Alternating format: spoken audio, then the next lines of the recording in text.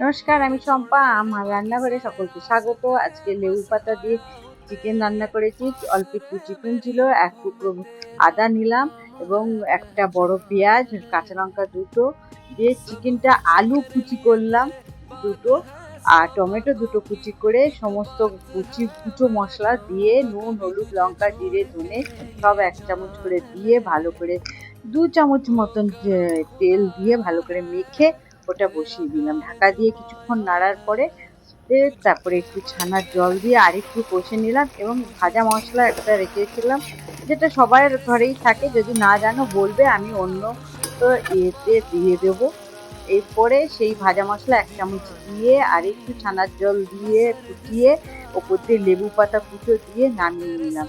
দারুণ লেগেছে, অসাধারণ। তোমরাও করো, কম তেলে তৈরি, খুব ভালো লাগবে। এটা গরমকালে দারুণ লেগেছে।